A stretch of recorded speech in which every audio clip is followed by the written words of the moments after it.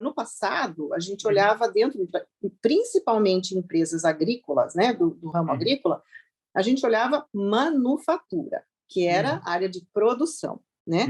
A transformação que ocorreu é que passou a ser a área de supply chain, porque ela engloba não só a produção, mas engloba logística, engloba qualidade. A Nucir tem como visão e como missão trazer produtos que são à base de plantas e que vão beneficiar o consumidor final. Nós estamos entrando no mercado dos produtos de farmácia. Nós não vamos ter o produto de farmácia, nós vamos ser os provedores da matéria-prima, né?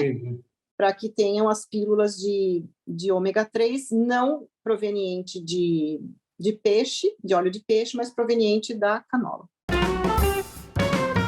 Olá, pessoal, este é mais um Fala Carlão, e o Fala Carlão, você já sabe, é sempre na prateleira de cima do agronegócio brasileiro. E na sexta-feira, hoje, sexta-feira, dia 4 de fevereiro, a gente traz de volta, conforme eu prometi, sexta-feira passada, a segunda parte da nossa conversa aqui com a Silvana Regitano de Lima, agrônoma brasileira, mãe do Lucas, que foi, a gente começou falando, e eu perguntei o nome do Lucas lá, vocês lembram?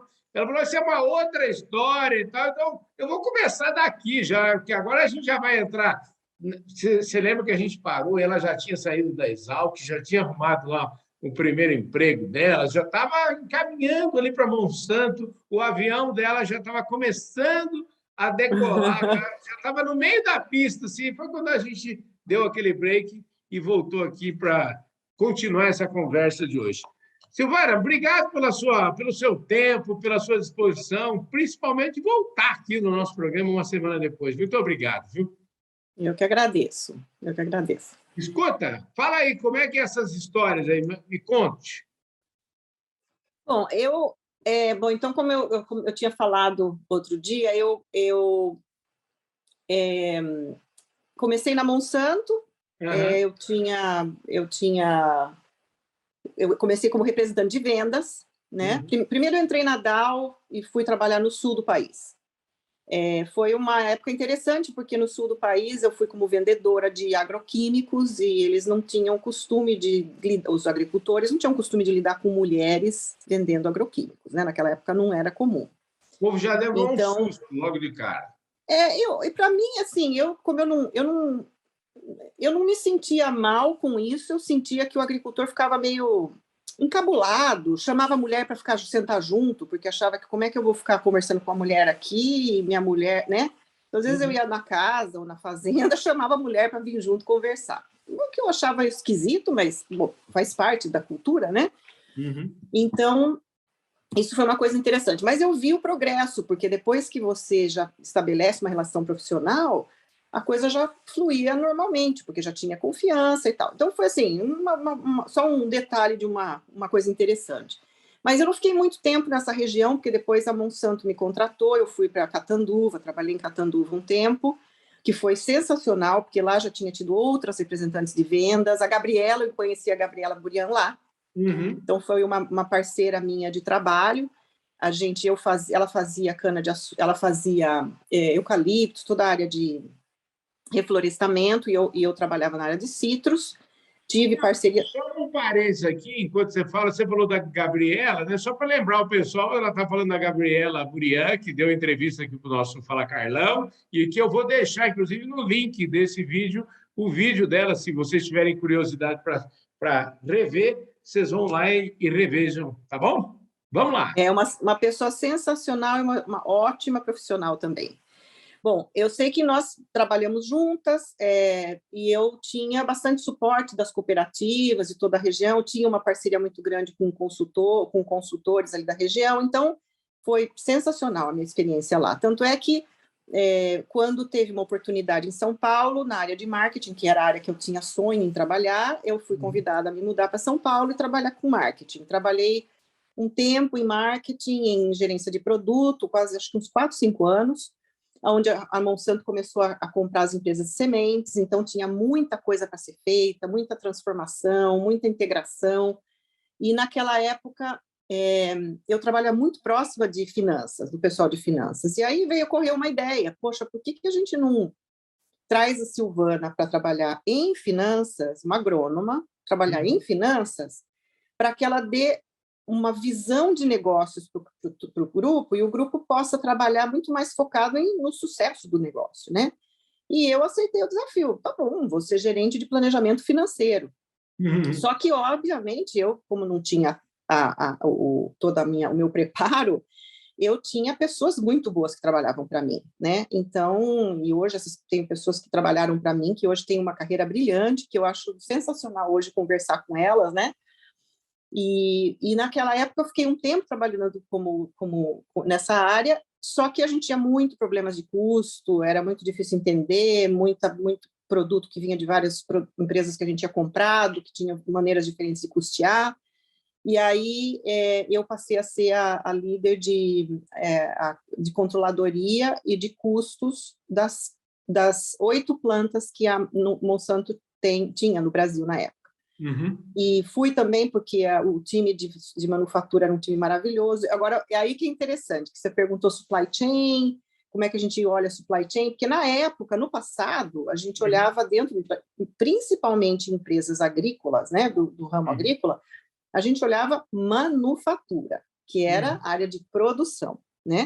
A transformação que ocorreu é que passou a ser a área de supply chain, porque ela engloba não só a produção, mas engloba logística, engloba qualidade, bom, qualidade até porque já estava dentro, mas engloba, em algumas, tem compras também dentro do supply chain, então, serviço ao cliente, então passou a ser todo o processo de planejamento, produção e entrega, né? E cobrança, né? Então, passa a ser uma área, um conceito muito mais amplo, né?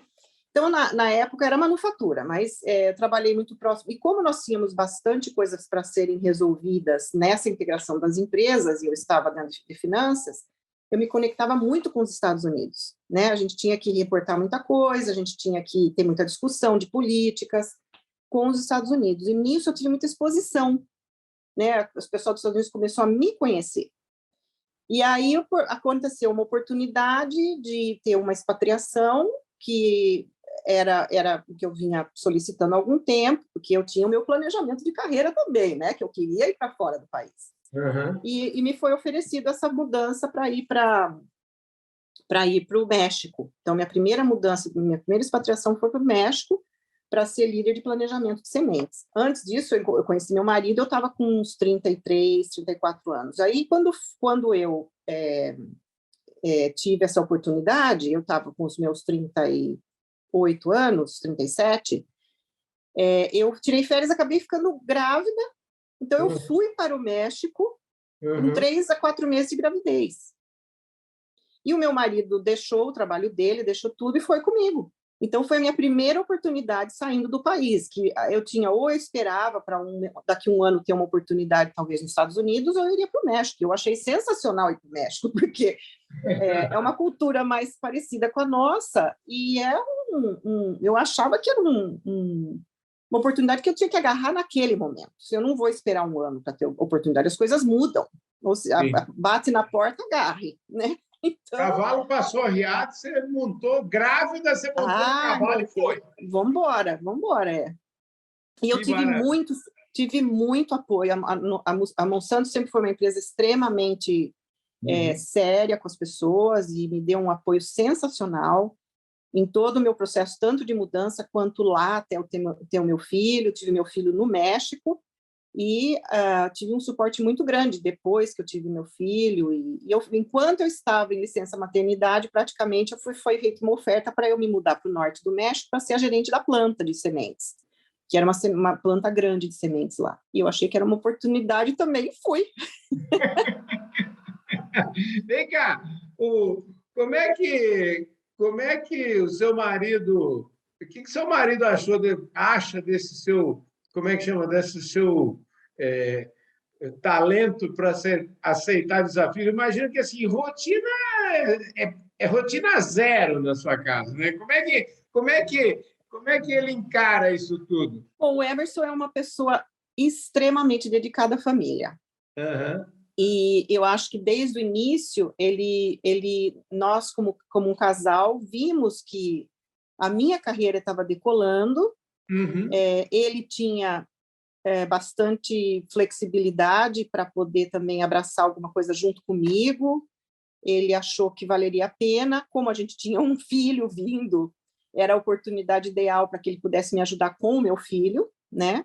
Porque eu ia viajar bastante, tudo, então deu certo. E assim, foram mudanças atrás de mudanças. O Emerson é uma pessoa que se adapta muito rápido. E ele não tinha, imagina, ele não falava espanhol, chegou lá em 6 meses, ele estava falando fluentemente, pegou aulas todos os dias e sempre foi uma pessoa muito aberta para novas oportunidades e aventureiro também. Então, assim, deu super certo. Aí, mas que a minha história vai longe, porque depois a gente foi de lá, como eu fui, imagina, eu mudei do Brasil para a Cidade do México 1 ano. Da Cidade do México para o norte do México, 1 ano. Depois para Singapura, 2 anos. Eu fui depois para Singapura para ser a líder de supply chain da Ásia-Pacífico. Lá eu viajava 70% do meu tempo, porque eu tinha que ir para a Indonésia, para a Tailândia, para Filipinas, para Austrália. Eu só não ia para o Paquistão. Mas eles reportavam para mim que esse foi um detalhe interessante. Eu tinha um pouco de receio. Como é que uma mulher vai ser a chefe, né, no Paquistão?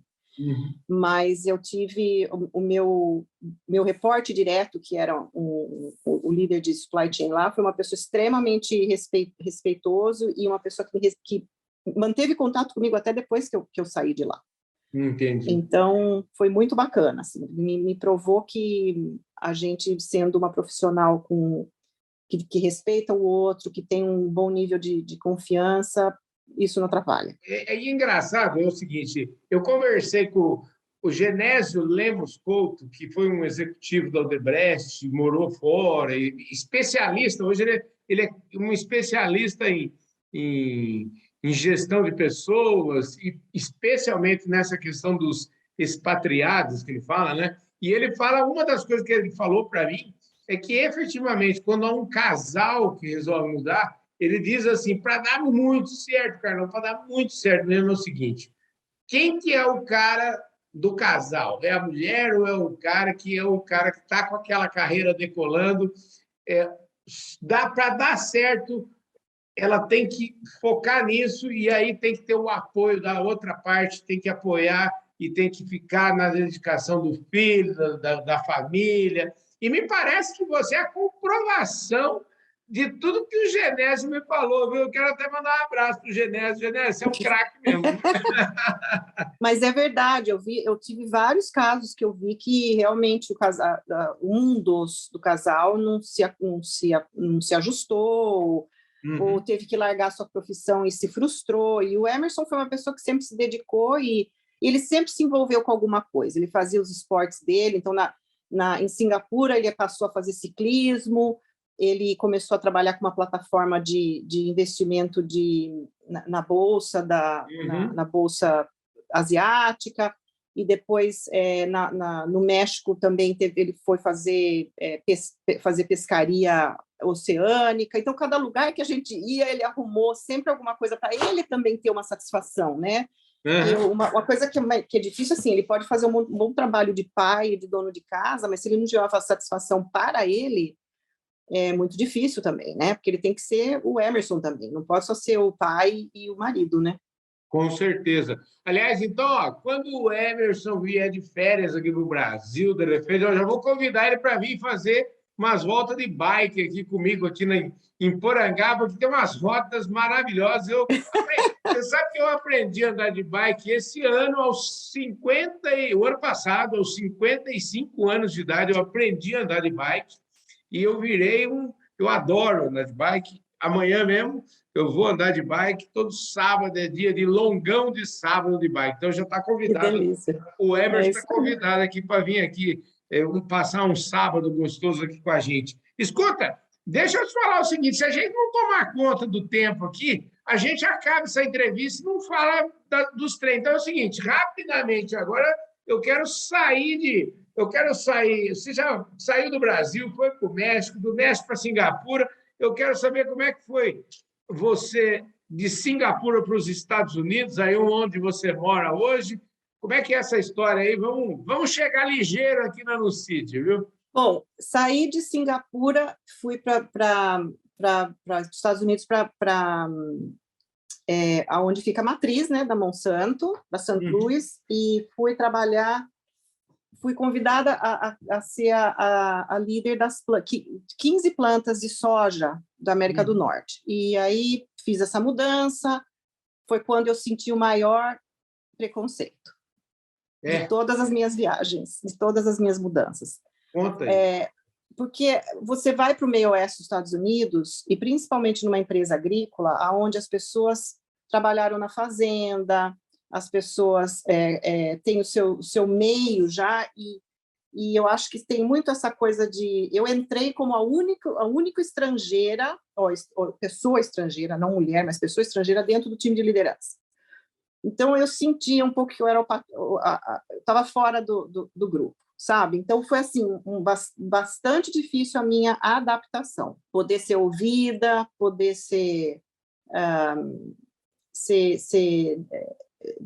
ter a minha voz do que eu achava que era certo, de como eu queria fazer as coisas que eu achava que estavam certas. Então, eu achei que foi assim, levou mais tempo para eu ganhar a confiança dos meus pares, das pessoas na empresa, se eu comparar com os outros lugares que eu trabalhei, né? Entendi. Mas depois eu me mudei para uma área daí eu mudei para o Global dentro da área em vegetais, que era uma divisão da Monsanto, que era muito mais uma mescla de culturas, uma mescla de origem de pessoas, a gente trabalhava muito com todos os países, e aí eu falei, bom, eu quero ser global, porque global é onde a gente vai entender a realidade de todas as outras de todos os outros países. Eu sou uma pessoa como é que eu falo, que resolve problemas, né? Eu gosto de ter problema difícil para resolver, para ter que juntar gente e pensar como é que nós vamos fazer diferente. Então, achei que aí é que eu me encontrava. Então, eu trabalhei nessa área por um tempo. Depois, quando o time comercial da Monsanto Global, o COO da Monsanto lá no Missouri, ele queria formar um time para fazer algumas transformações comerciais, porque comercial, assim, cada um tinha o seu jeito de trabalhar em cada país, mas não tinha aquela consistência, não tinha uma governança global. Então, ele juntou um time, eu fui convidada para fazer parte desse time, passei a ser parte do time global comercial. Fiquei nisso até começar a integração com a Bayer. Entendi. E daí me chamaram, eu fui convidada para ser parte do time de integração Bayer-Monsanto. E aí passei a participar das discussões em supply chain, né, e no time de vegetais, de como ia ser a integração, com change management, que ia fazer mudanças e tentar ver o menos impacto possível para as pessoas e tudo. Mas, Carlão, aí eu já estava há algum tempo repensando, achando que de tudo que eu tinha feito na minha carreira, talvez fosse muito mais valioso eu usar o meu conhecimento numa empresa menor. Entendi. Porque eu teria mais autonomia, porque eu ia fazer com que eu ia conseguir formar uma equipe e um negócio de uma maneira que eu achasse que faz sentido, que está dentro dos meus valores, da coerência, etc. E aí eu fiquei aberta para o mercado. Um belo dia, pelo LinkedIn, eles me encontraram, no CID me encontrou e entraram em contato comigo, que eles tinham essa posição, que era global, de supply chain, e era exatamente o que eu estava buscando. Achei ótimo ser na Califórnia, porque o clima é ótimo aqui. E aí acabei vindo para cá. Achei ótimo para o meu filho também, porque para o meu filho ele saiu com 12 anos de lá do meio oeste, veio para um lugar onde é muito mais liberal, cabeça aberta, as pessoas se conhecem, se misturam muito mais próximo da nossa cultura, né? Então, deu certo. O Lucas Berto adorou, ele foi privilegiado, hein? Foi. E ele se tornou um grande músico. Olha só! O Lucas, desde os 8 anos, ele toca bateria e hoje ele toca maravilhosamente bem em 2 bandas. Não me diga. Como é que chama as bandas do Lucas Verto? Eu quero procurar aqui na internet para achar. Ah, mas é banda da escola de música, não é banda, assim. Ué, não tem Vai problema. achar, eu acho. Banda é banda. Depois você manda para mim aqui, a gente vai achar Eu e fazer sou mãe, propaganda. né? Ué. Mãe sempre Mãe tem acha. razão. É. E vem Mas cá. uma coisa que eu vou te contar. Conte. Meu marido é tão dedicado à família Uhum. que eu precisei de um transplante renal e foi ele que me doou. Não me diga isso. Que coisa bela essa história, né? Pois é. Sabe que esse negócio do transplante renal é uma coisa que me toca profundamente falar desse assunto, porque a minha mãe, ela viveu 15 anos fazendo hemodiálise, 3 vezes por semana, e até tinha um médico, amigo meu, especialista na área também, que me falou assim, eu contei essa história para ele, ele falou, Carlão, só acredito porque você está me falando, porque eu, como médico, fiz o centro de hemodiálise de Uberaba, o doutor Renato falou isso para mim, e ele falou assim, eu nunca conheci alguém que tivesse feito 15 anos de hemodiálise, que todos não suportam e morrem antes. Pois bem, a minha mãe fez 15 anos de hemodiálise, fez um transplante, sendo que fez um transplante de rim aos 8 desses 15 anos, no meio dessa história. Esse não deu certo, ela teve que tirar o rim, e depois, aos 15 anos, ela conseguiu um rim e viveu mais 10 ou 12 anos com um rim novo, maravilhosamente. Então, minha saudosa mãe, que eu não tenho mais, mas, enfim, esse tema é um tema bastante. Eu conheço bastante de perto esse tema. Então, é bom saber que o Emerson te deu um rim novo. Que maravilha! Isso olha, é uma coisa, é uma bênção de Deus isso. Ah, não tenha dúvida, não tenha dúvida. Eu sou grata. Aliás, todo o processo meu de transplante foi uma alegria. Quando foi isso? 2017, porque eu nasci com os rins policísticos, né? E a gente vai perdendo a função renal conforme os anos vão passando. Sim. Eu não tive que fazer diálise, né? Eu planejei tudo e o Emerson fez os exames, ele se ofereceu e deu super certo. Tanto é que hoje eu nunca tive nenhuma complicação e vivo super saudável.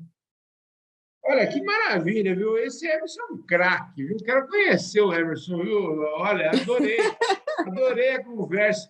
E aí a gente chegou aqui na Nucid e, para a gente fechar aqui a nossa conversa, eu queria que você explicasse o que é a Nucid aí para o nosso público, né? Eu acho que pelo nome a gente já dá para entender que tem a ver com semente. Então, explica para nós aí o que faz a Nucid.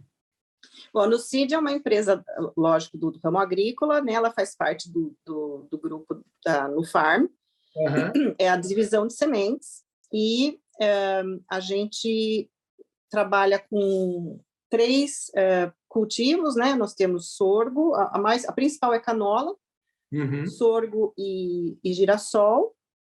É uma empresa que investe muito em tecnologia. Nós temos todos nossa genética e a gente que faz a introgressão também de características que a gente precisa de tolerância a herbicida ou resistência a inseto ou alguma outra característica. E temos também os negócios. A Nucid tem como visão e como missão trazer produtos que são à base de plantas e que vão beneficiar o consumidor final. Então, esses produtos que a gente está falando, ele tem segmentos que são ou de bioenergia ou de alto teor de óleo. Então, a gente foca em aumentar a oferta desses produtos, né? E para completar essa visão, nós temos dois modelos de negócio que são a gente vende carinata, que a semente da carinata, que é uma brássica parecida com a mostarda, a qual a gente produz a semente, vende a semente, aí o agricultor entrega o grão numa parceira nossa, onde o grão é moído e o óleo dessa semente é vendido para um mercado bem específico e bem valioso, que é de combustíveis de jatos na Europa.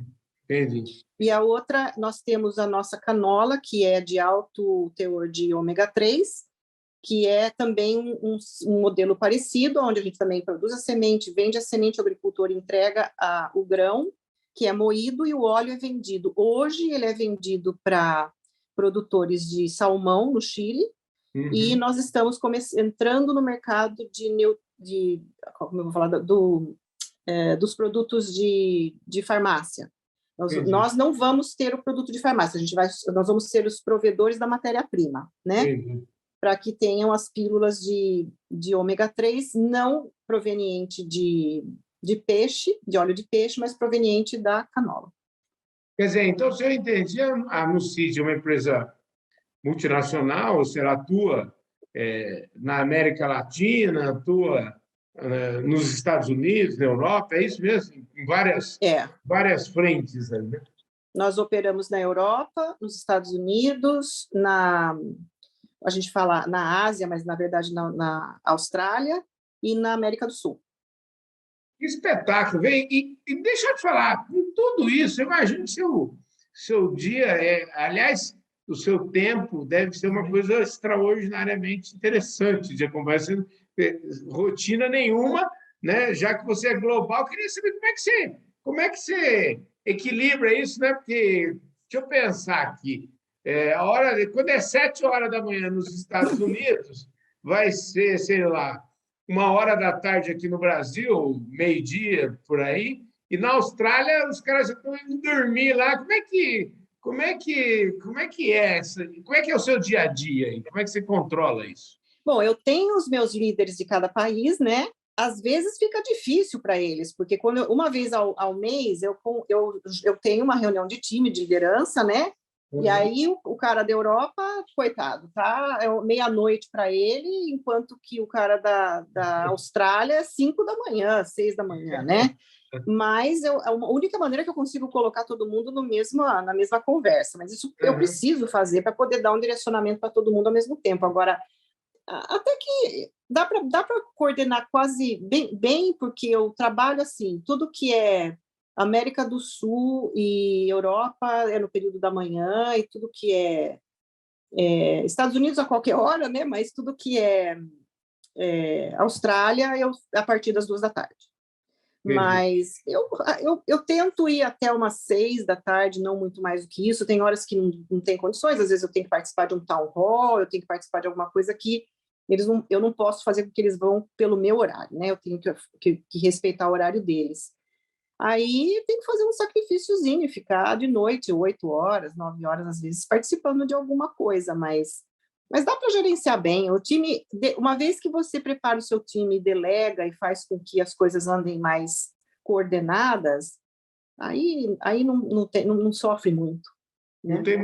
Não tem muita surpresa, né? Mas eu perguntei tudo isso para você, no fundo, o que eu quero saber mesmo é o seguinte, para a gente encerrar aqui nossa conversa com chave de ouro, eu queria saber como é que é o tempo com a família, como é que sobra o tempo, como é que você acha tempo de qualidade, né, para se dedicar aí ao Emerson, ao Lucas, enfim, como é que você acha tempo e quais são os seus hobbies, se é que você pode dizer que tem um hobby, o que você faz nas suas horas de lazer, vamos chamar assim?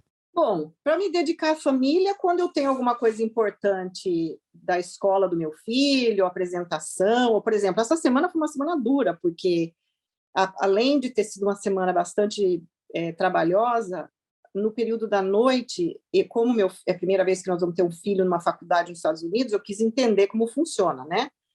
Então, eu tive 3 noites da semana, 1h30 por noite, eu tive seminário para explicar como funciona a escola, como são as aprovações, tudo que tinha que ser explicado.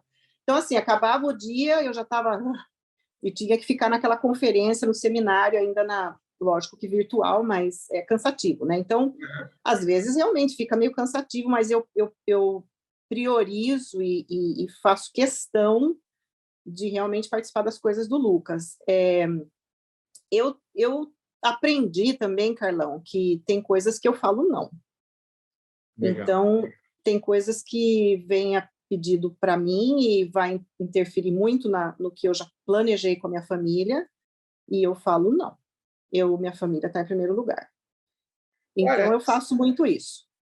espetacular, né? Esse negócio de dizer não é a coisa mais difícil que existe na face da Terra. Talvez todos os problemas existenciais do ser humano talvez decorram no fato da dificuldade que a gente tem de dizer não, né, Silvana?